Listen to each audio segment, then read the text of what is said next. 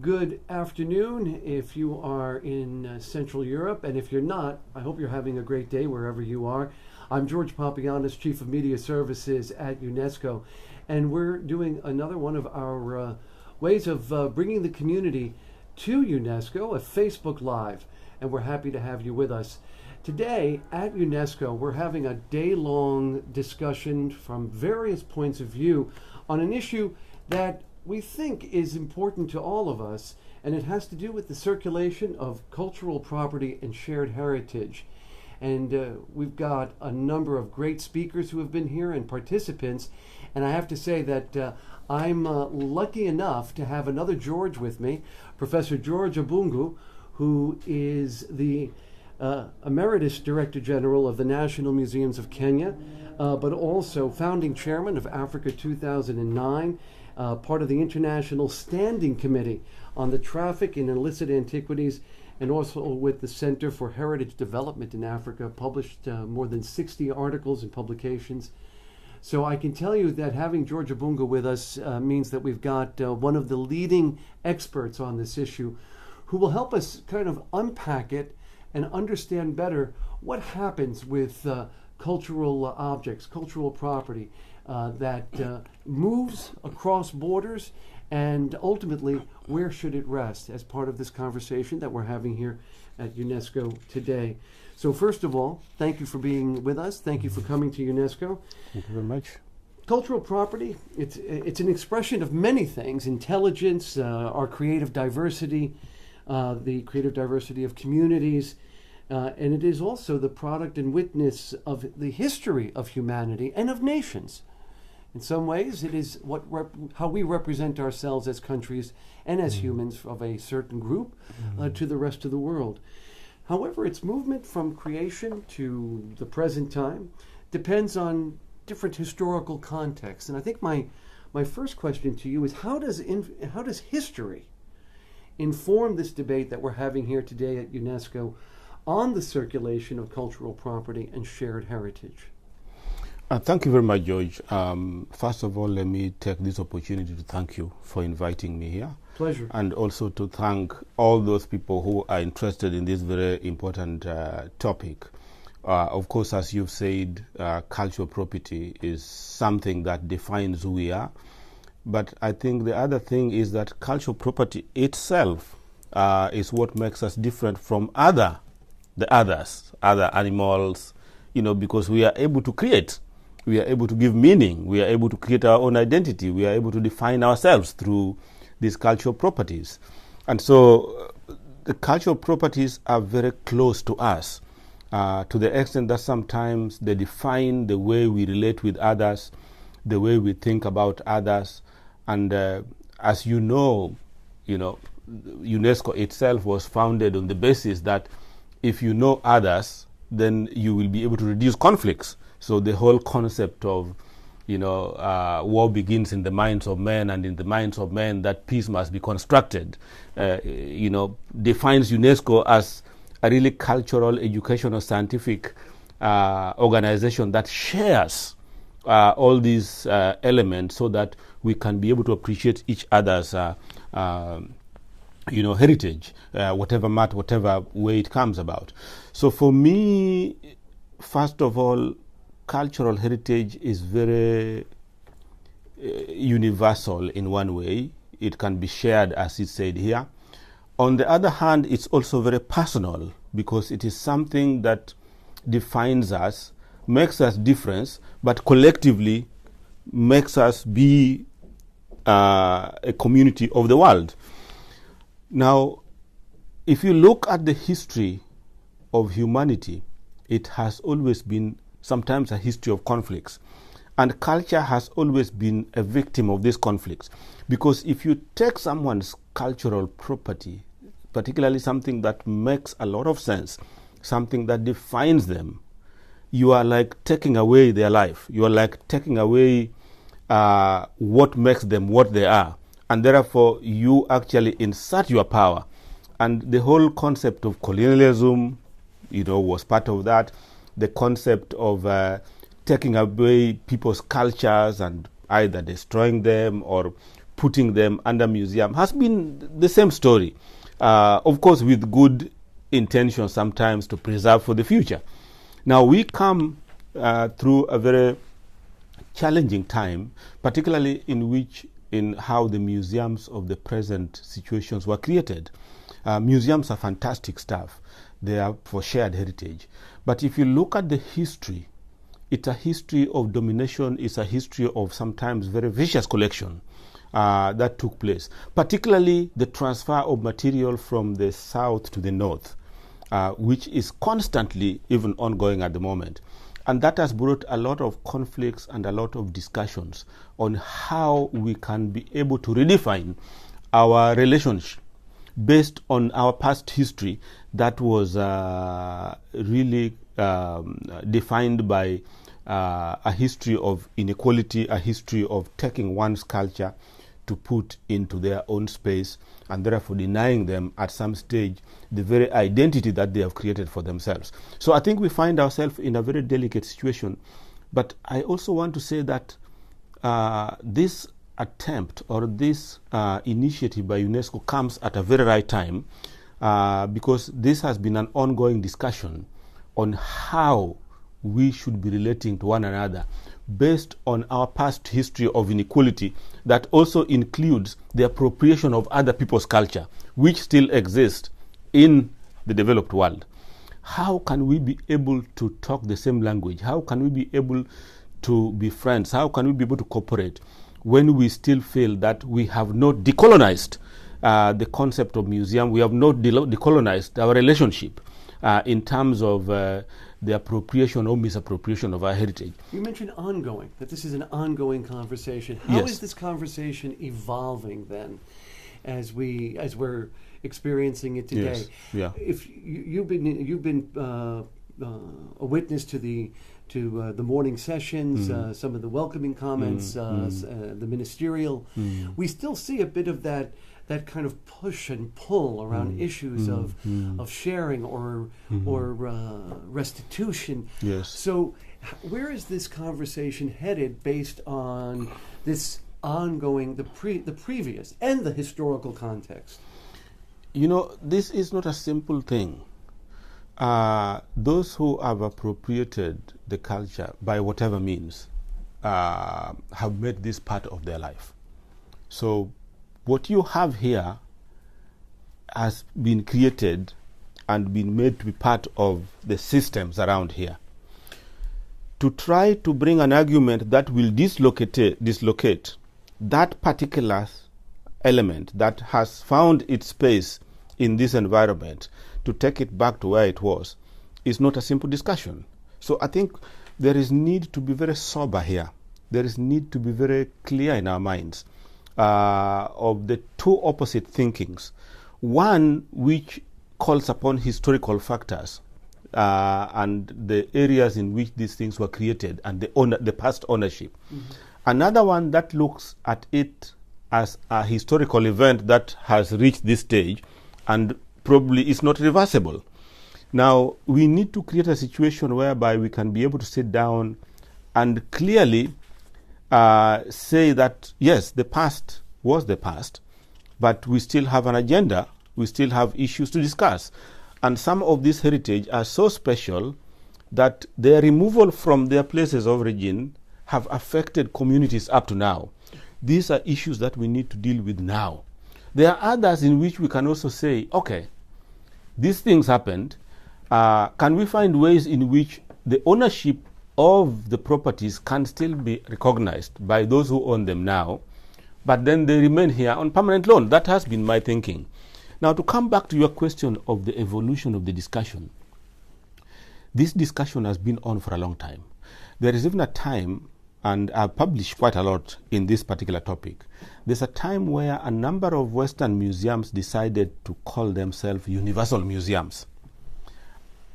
Which means what? Which meant that they are universal and they represent the world, and therefore nobody should question their ownership of anything. And whatever they own is supposed to be on behalf of the world. So they call themselves universal museums. The problem that nobody appointed them as universal museums. They decided to baptize themselves universal museum. And someone like me, I found myself in a very difficult situation because having run a museum of 1,500 people, 17 museums, and the museum with the largest collection of hominid specimens in the whole world, and we were not part of that just because we happened to come from the south. So every universal museum was based in the north. So we read an agenda that was trying to sort of do away with the discussion of repatriation, an agenda which was trying to create a caliber of museums that could not be questioned, an agenda that we felt wanted to create museums that had things in the closet that they did not want to discuss. So some of us from that word go said, no, we cannot have segmentation of museums. That is going to be a problem. That was about 10, 15 years ago. And that has changed. And I think most people said, forget about universal museums. Let us look at museums as museums. Let's look at their collection. Mm-hmm. Let us now look at the issue of provenance. But you say, let's look at their collection. Yes. And one of the things that you mentioned as you were beginning to explain what are the issues and contentious elements of all of this. Yes. What occurs to me is that there is not necessarily one size solution that fits all situations. This is something that has to be tailored for each. But there must be, at some level, some, shall we say, non-negotiable elements of this process. Mm. No, there are the situations are specific, but there are overriding principles that we have to agree on. We have to agree on the principle that items that were taken away are returnable. So far, that is not universal. We have to agree that if items were taken under particular circumstances that do not suit the people of the source origin, these items can be returned back, and they should be returned back. Secondly, we have to agree that what are these items that are there? So that now brings us to the specific.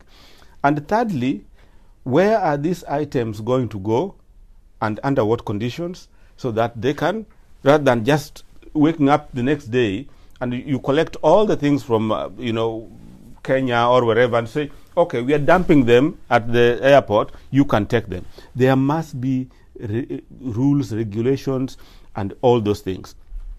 So I think that we need to agree on those principles. Those are universal principles. Those are global principles. When it comes to specifics, of course, specific countries have got different claims. And I think those should be negotiations between the different countries, the different institutions, but under the umbrella of an institution like UNESCO that would provide us the guidance, including the 1970 convention that allows for repatriation. Let's take as an example something that you worked on very specifically, which was the Vigango. Yes. Which looted from the family graves in Kenya, sold off to Western museums, but restituted, repatriated, thanks to your efforts, among others.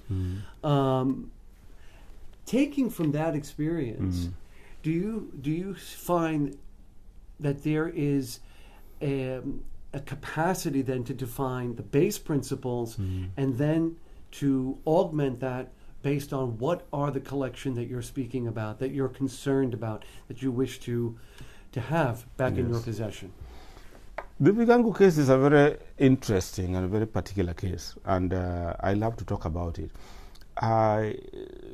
My work and my history has been based on looking at the whole continent. I never look at a particular place like Kenya alone, but Vigango has been this particular element that I have spent a lot of time of my life looking at, because Vigangos are still made up to the present. And what is a Vigango? Tell us what a Vigango is. I think that's important to know.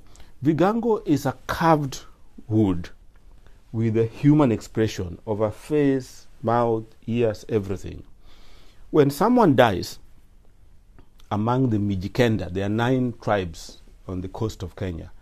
when someone dies, an elder or a mother or whatever, at some stage they come in a dream when they want to come back and say, I want to be like reincarnated back onto earth in a different form.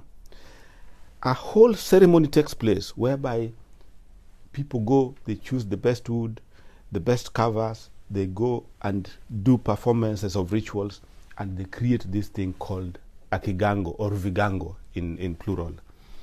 And this takes the spirit of the dead. So the dead is supposed to live in this particular carved item and is treated as a person, and it brings blessings or curses, and is held and kept within the homestead, mostly even in a house or outside of the home. So to take something like that, to take that is to take the person himself who died, to take the spirit away. In this case, the two vigangos that were returned that I worked for, these were vigangos that had been studied by two scholars from the United States, from the University of Illinois. And this scholar, there was one particular scholar who was working on it very much. So this scholar went and interviewed a family in a homestead, and within homestead, she actually took pictures of two vigangos that were there. These were the brothers of the elder who she was interviewing. 2 weeks later, she just went back to reconfirm her notes, you said this and that and that. And the vigangos were gone. And this guy was totally depressed, and he started telling her, my brothers have been taken away. Kidnapped. They have been taken away, they've been kidnapped. Please help me. You come from the north. Help me find my brothers. And he was devastated. The family was devastated. Now, she didn't think that this was possible because, lots of vigangos had been taken away. When she went back, in her museum in the University of Illinois, during, some work presentations and all that, she saw. And one of those vigangos looked exactly like the one. And it was still fresh. And in the notes that had been taken, the curators were even saying, this vigango looks quite fresh. They must have done rituals even recently. So she brought to the attention of the museum. And she actually presented a paper on an international conference on this particular thing. She was very moved because she had seen it. And she had seen how these people had been affected. To cut the story short, it took years. I was involved. I was Director General. And even after I left, I followed it up. It took the Minister of Culture and the whole museum setup to go to America to go and get this vigango when negotiations had taken place. And negotiations took nearly 8 to 10 years. And one was brought back, there were two, but one had gone to another university, which was a black American university, which you thought would actually give it very quickly, but refused to give it. And I think it is said that even the highest authority of the land had to intervene with that university for the second vigango to be released. But in short, it was brought home to Kenya. It was received by the family. And the family said, we knew that they had gone for a journey that they did not plan for. They had been taken by force. But we knew that one day they'll be back. Wow. And now they're back. Usually I'm already telling people about how to be part of the conversation, who you are. George Abungu, who is with us, who is talking about issues related to the movement and mobility of cultural property. It's part of a UNESCO conference that's taking place all day today, which we have entitled The Circulation of Cultural Property and Shared Heritage, What New Perspectives? I'm George Papianis. I'm with Professor George Abungu, Emeritus and former director of the National Museums of Kenya, among other notable positions and posts. If you want to be part of this conversation, we encourage you to do so on our hashtag UNESCO for Culture with the number 4. It's UNESCO for Culture. So we hope you'll leave some thoughts there and exchange some ideas also amongst yourselves, and we'll be taking a look at that and maybe trying to join that conversation as well. George, it's a great story, and of course, it's very moving, and one would think that this motivates people to take action. But we're still at a point where what we're trying to do is inform cultural policy. So, what you've talked a bit about the role of UNESCO. We obviously see the role of museums as a critical aspect. You yourself have a kind of multi-dimensional persona, museum director. You've been an archaeologist, an academic. If those three common those forms of who you are, archaeologist, museum director, academic, do they find common ground on this issue? Coming from these different places, are all museum directors, ready to start, reviewing their collections or listening to the demands, the petitions of others who say that really belongs with us? Yeah, I think many things in one. I've also been vice president of ICOM, International Council of Museums. So at that level, I dealt with that way. But I've also been a member of the World Heritage Committee of UNESCO at one time. Yes. So working in a World Heritage and being a member of the committee and making those things and having the feeling, and I also come from a community that also make these things and have feelings. And as I was telling you that story, it didn't end up there. These people said, before these people were taken, we were okay, we were happy, there was rain, there was no adversity. When they were taken, a lot of hunger and problems came. So you can see that they are attached to them. It affects their daily lives. So for me, the question of whether I feel part of it as director, as an academician and all that, I think as an archaeologist, I think that for me, the element of ownership, the element of community as a member of the community transcends most of these things. I can become an archaeologist, I can become a director, I become a professor, but at the same time, I'm a member of the community who affects and is infected by these issues. So yes, as a director, I would have preferred that I have these things in the museum. But if these things are creating chaos and problems to others' life, what do I achieve by just having them in the museum? If they can do good to society, can I sacrifice that? In any case, museums have got huge collections of material. It's not that it's lack of material. The largest collections are always in the storage. They are not in the exhibition. That one I can assure you. Any museum, even the smallest, has the largest collection. They can choose from anywhere. But there is, as an archaeologist, as a museologist, as a curator, I know that we are trained to be able to possess. We feel these things are part of us. And I think that there needs to be a paradigm shift. There needs to be a shift in the mentality also of the curators, of the directors, of the archaeologists, to start seeing heritage as also part of a larger community, not only as things that can be controlled from a laboratory, can be owned by them, and can be given by them. So this paradigm shift needs to be from even within the laboratories, within the exhibitions, within the storage places where these things are. As a professor, for my students, the first thing that I do is to try to make them think critically. Because there is a tendency, or there's a danger, that we could be doing the same thing that others are doing, whereby we create a belief that these things are untouchable, that you cannot do anything with this. So I think it's important to create people who are free thinkers, who can be able to make decisions depending on situations. And for me as a professor of heritage studies or archaeology, I do let my students to engage with the material, to engage with the discussions, to hear the different sides of the story before I can put my own point of view. But I think that it is always important that when we fail in all these things, let us go back to the thinking of the community so that we can ask ourselves, how does what we do affect particular communities in wherever they are? Are we adding value to them, or are we continuing to destroy them more? And I think that their interest and their values should sometimes overrun and overrule some of the things that we do in the name of science and in the name of entertainment, particularly within the museums.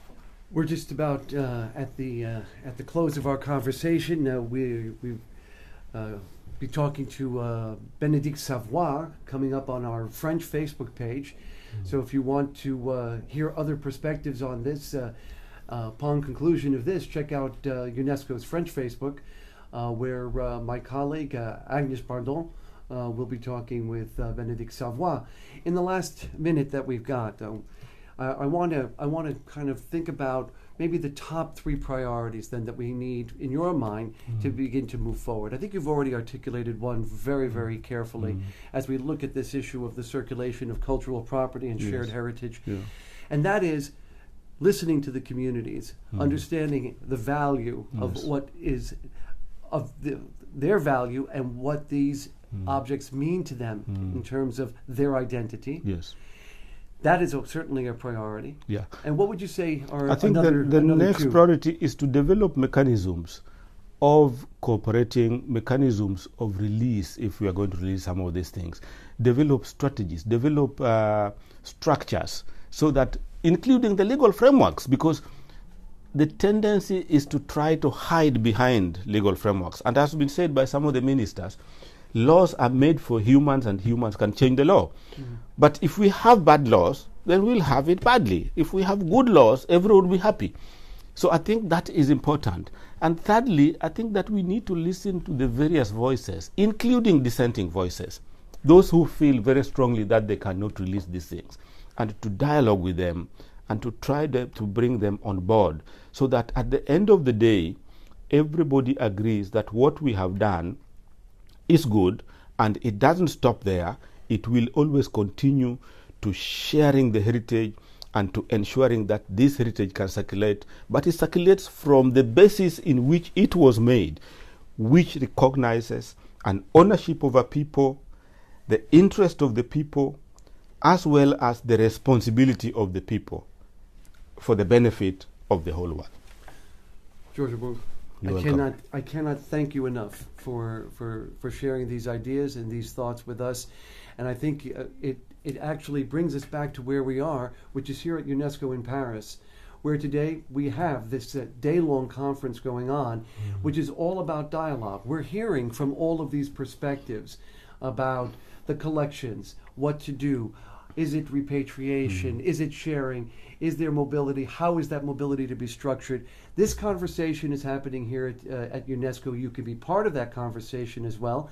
I also want to let all of our followers on Facebook know that if you're interested in this subject, we have another afternoon. This afternoon, we will continue at 3 o'clock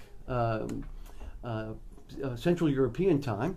We've got several more panels that will be ongoing, and you can watch those live on the web stream. If you come to our UNESCO homepage, you'll see that there's a little message there about today's event. If you click through that, on that page, you'll see another link for web streaming of today's discussions, and we'll also be posting that later on in a few days as a complete package of material. But as a complete, or shall we say, an initiation into this subject by one of the leaders who is thinking about this, George Abungu. Again, I want to say thank you for your contributions to UNESCO, your service to UNESCO, and also helping us better understand these issues. To all of you on Facebook, thanks so much for being with us. Thank you. And thank you, George. Thank you. Remember, if you are Francophone and you also speak French, in a few minutes we'll be doing this with Bénédicte Savoy, another leading voice on this topic, with my colleague Agnès Bardon. For now, and until next time, have a great day. Take care from UNESCO in Paris. Thank you.